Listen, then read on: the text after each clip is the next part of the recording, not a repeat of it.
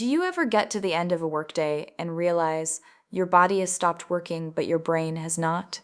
You are still thinking about emails, meetings, deadlines, even while you are trying to rest? Oh, I know that feeling very well. Today we are talking about work-life balance, what it actually means, why it is so hard to get right, and some practical tips that really work. Stay with us. Hello, everyone, and welcome to English for Today podcast. I am your host, Lisa, and this is episode 3. And I am John. Thank you so much for being here with us today. In every episode, John and I have a real conversation in English about topics from everyday life so you can practice your listening, build your vocabulary, and grow your confidence. We speak clearly and at a comfortable pace, so you can follow along and pick up useful phrases at the same time. Before we start, if you are enjoying this podcast, please subscribe so you never miss a new episode. It really helps us to keep making content for you. And leave us a comment below. We would love to know where in the world you are listening from today. Okay, today's topic is work-life balance. Let's get into it. Lisa, I want to start with a personal question. Would you say you have a good work-life balance right now? Honestly, it is something I have to work at every single day. I used to be the person who was always available, checking messages late at night, working on weekends. I thought that was just what you had to do. And what changed for you? I got really, really tired. Not just physically, I started to dread going to work. I had no energy for anything outside of it, and that was when I realized something had to change. Let's explain the term first. What does work-life balance actually mean? At its core, it is about not letting one area of your life completely take over the others. Work is important, but so is rest, relationships, hobbies, health. Work-life balance means having a healthy division between the time and energy you give to work and the time and energy you give to your personal life. For example, since I started working from home, I have really struggled to find a good work-life balance. And I think the tricky thing is, what balance looks like is different for everyone.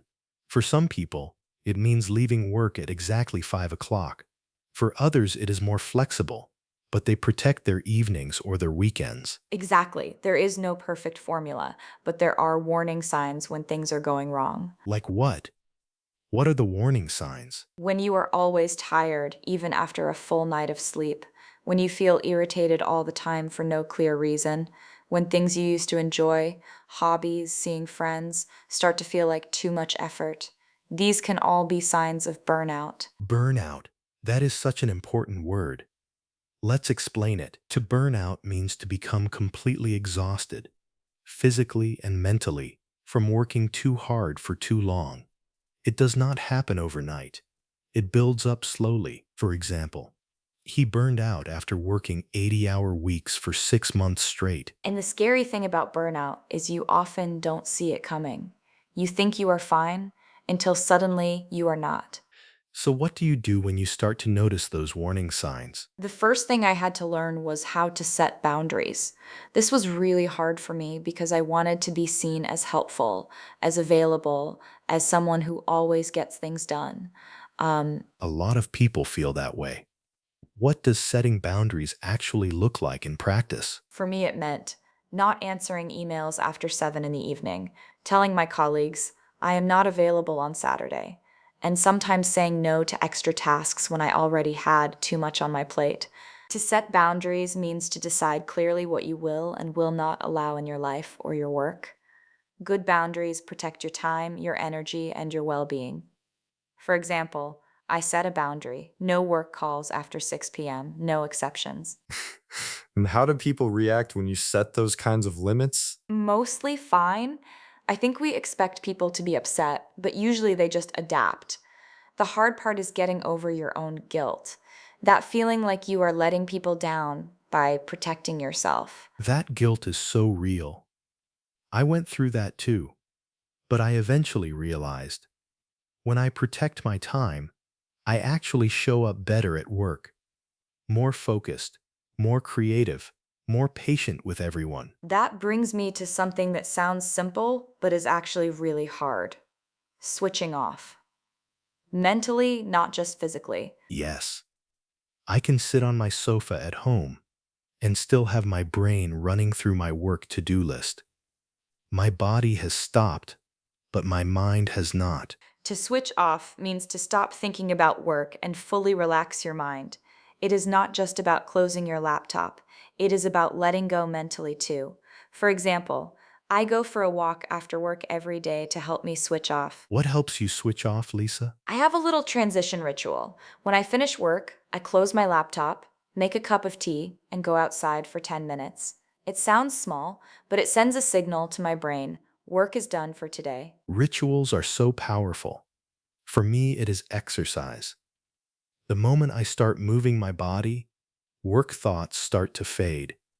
It is like my brain finally gets permission to rest. John, what about those moments when you just feel completely overwhelmed, like there is too much, and you don't even know where to start? Oh, yes. When everything feels urgent and you are being pulled in 10 different directions at once. I have been there many times. To feel overwhelmed means to feel like you have too much to deal with and cannot manage it all. It is that feeling when everything is happening at once and your brain just cannot keep up.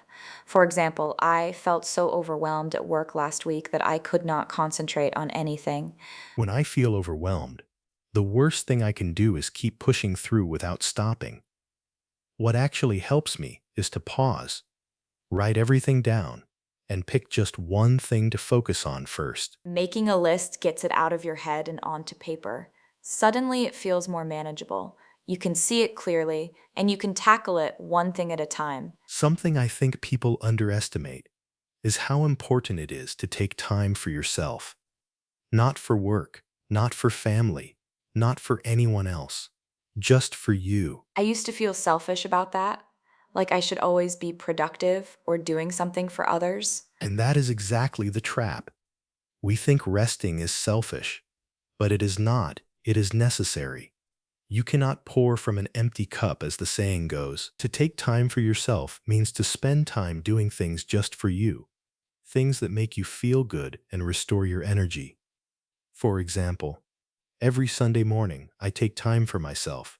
I read, I walk, I do absolutely nothing work-related. And what counts as taking time for yourself is completely personal. For some people, it is reading. For others, it is cooking, gardening, painting, going to the gym, anything that fills you up rather than drains you.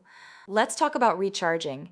How do you actually recharge, John? For me, recharging really requires a full disconnect. I need at least one day where I do not check anything work-related. Not emails, not messages, nothing. To recharge means to rest and recover your energy after a busy or difficult period. Just like a phone battery, we need time to recharge before we can perform at our best again. For example, I spent the whole weekend doing nothing. I really needed to recharge. And holidays are so important for this reason. A real break, fully away from work, lets you come back with fresh eyes and new ideas. It is not a luxury. It is maintenance. There is research showing that people who take regular breaks are actually more productive in the long run. Rest is not laziness, it is strategy. One thing I want to add. A lot of people say they want balance, but they wait for free time to appear. And it never does. You have to make time for the things that matter. That is so true. Free time does not just happen. You have to create it deliberately.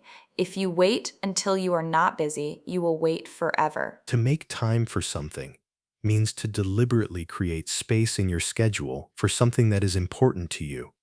It means treating it like an appointment you cannot cancel. For example, I make time for exercise 3 mornings a week.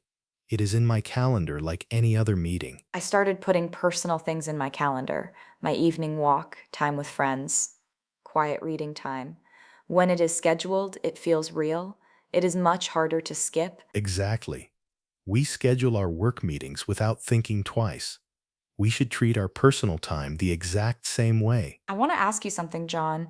Do you think it is realistic to have a perfect work-life balance, or is that just an ideal that doesn't really exist? Honestly, I think perfect balance is a bit of a myth.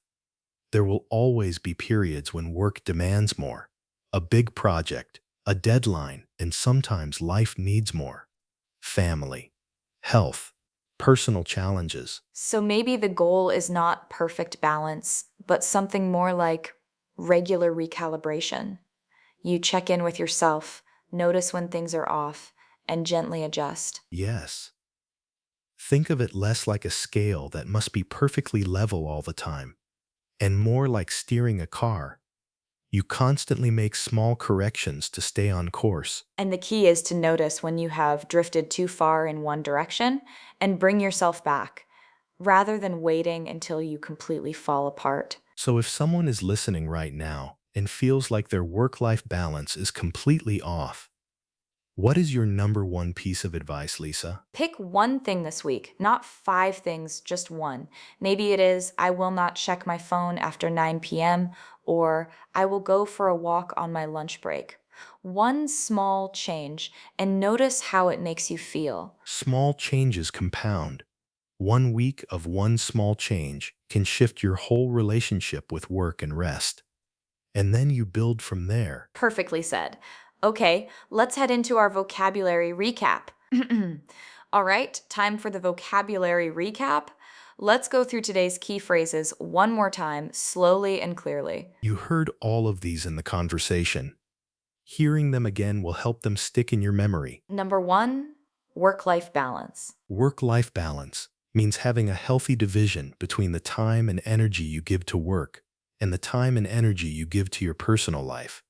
Example: I changed jobs because my old one gave me no work-life balance at all. Number 2, burnout. To burn out means to become completely exhausted, physically and mentally, from working too hard for too long.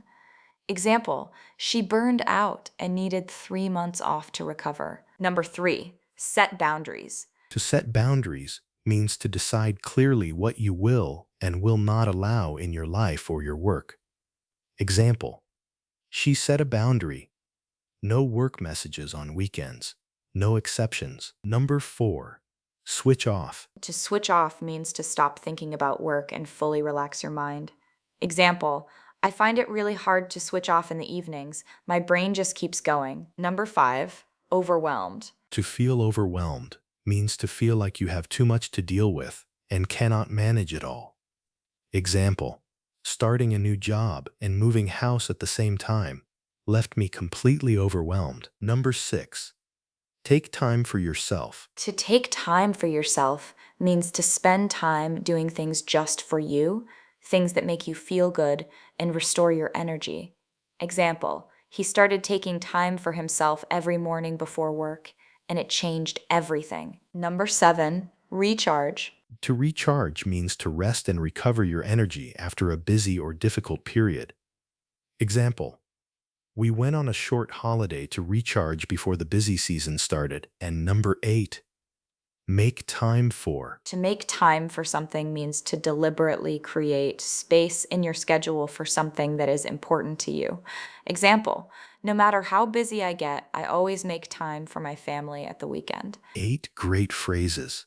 Well done for listening all the way through today. And that is a wrap for episode 3 of English for Today podcast. Thank you so much for spending this time with us. We hope today's conversation gave you some useful English phrases and maybe some ideas to protect your own time and energy too. Here is your challenge for today. Write in the comments, what is one thing you will do this week to improve your work-life balance?